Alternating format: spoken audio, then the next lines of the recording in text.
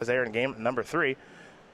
So our life totals here. It looks like Lutes is at 14, Williams at 16. Take a look at the battlefield. For Travis Williams on your right with the Bant Eldrazi deck, he's got a Cavern of Souls, most likely naming Eldrazi, and a Yavimaya, 2 Noble Hierarchs, and a Mattery Shaper. For Tyler Lutes, it's a whole bunch of lands, along with a Kitchen Finks and a Kalitas. So here comes the Mattery Shaper, and it's got Exalted ×2 as we head back over to Tyler Lutes. Life total is now 9 to 16 in favor of Williams. Looks like a couple copies of Scavenging Ooze in hand here for Lutes.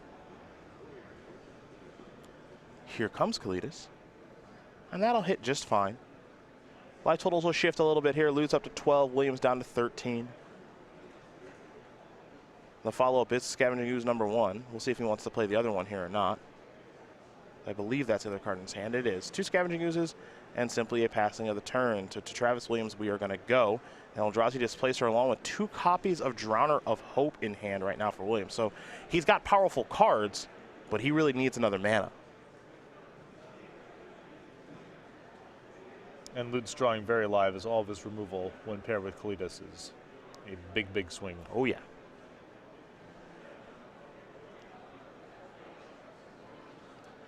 The Cavern is going to tap for white here to play Eldrazi Displacer. And we're going to go back over to Lutes, who, as you mentioned, if he does draw a removal spell here, it's going to be a big swing for him.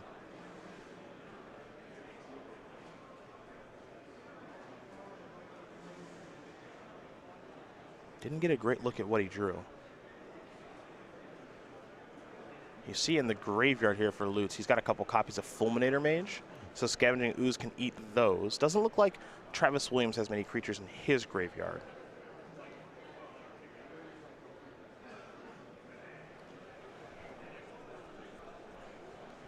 And he may be loath to exile those, at least both the Fulminator Mages right now, due to the presence of Kolaghan's Command in his deck.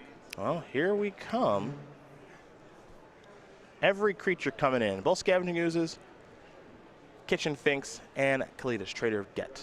And any blocking here for Williams is really rough because of the Kalitas.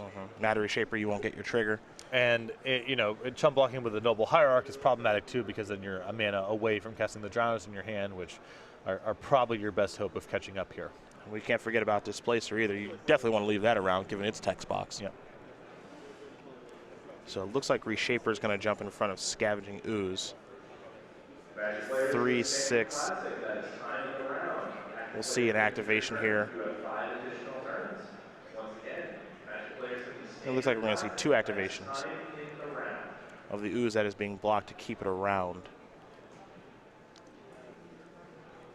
And now Mattery Shaper is going to bite the dust. It'll be exiled, which means a zombie should be headed Tyler Lutes' way as well.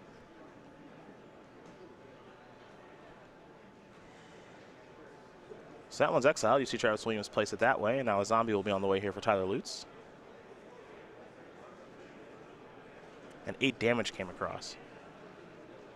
So this is a tough battlefield to work through now. Williams has got to draw a land to even have a shot here. He drew an Eldrazi Sky Spawner, which is not great. Yeah, I think the battlefield really starts collapsing here for Williams next turn, because I suspect he is going to have to block with at least 1 Noble Hierarch to be able to survive combat. And at that point, you can't cast your Drowner. I suppose you're top decking to Eldrazi Temple. But even then, I'm not sure the Drowner gets you all the way back here. Yeah, I'm not sure either. There might just be too far gone at this point. So I think what we'll see the Sky Spawner get played here, obviously, and it's going to bring a sign along with it. The hope here is that you play your Sky Spawner, and now you have 3 mana, essentially, because you have the Scion token along with your Noble Hierarchs. And that gets you something like a chump block, plus an activation of the Displacer. Maybe you can keep both of your Noble Hierarchs around and try to cast Drowner next turn. It's asking a lot. Well, fortunately for Travis Williams, Tyler Lutes has just drawn lands. Now, the land he's drawn this turn is actually a Raging Ravine, so that'll be relevant next turn. As for this turn, and if there's no creatures now in either graveyard, that means at least it's harder to swing in with the 2/2 Ooze, because the Displacer goes in front of that for free. So that's something.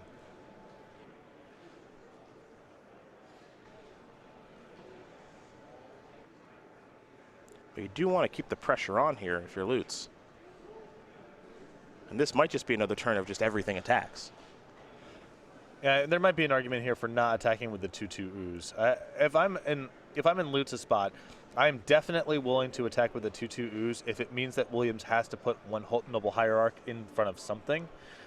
And if that attack necessitates that, then I'll throw away the 2/2 ooze.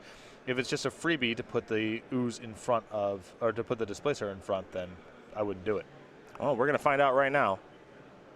Looks like Sky Spawner is going to jump in front of the 4/4 ooze. We're going to see Displacer jump in front of Kitchen Finks.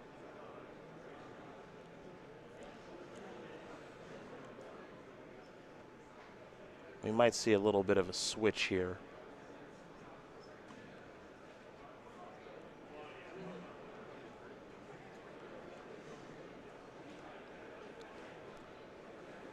And now we'll see a Displacer activation targeting Sky Spawner. Okay. Okay.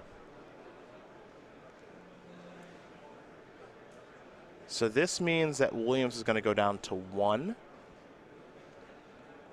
Another zombie is going to join. Kitchen Finks will persist, so Lutes will gain 2 life. That's going to fall down to a 2/1. And we're going to really see what Drowner is made of here in just a moment. I suspect this is just not, because he's going to have to tap these Noble Hierarchs and maybe also lose the Scion here to be able to cast it.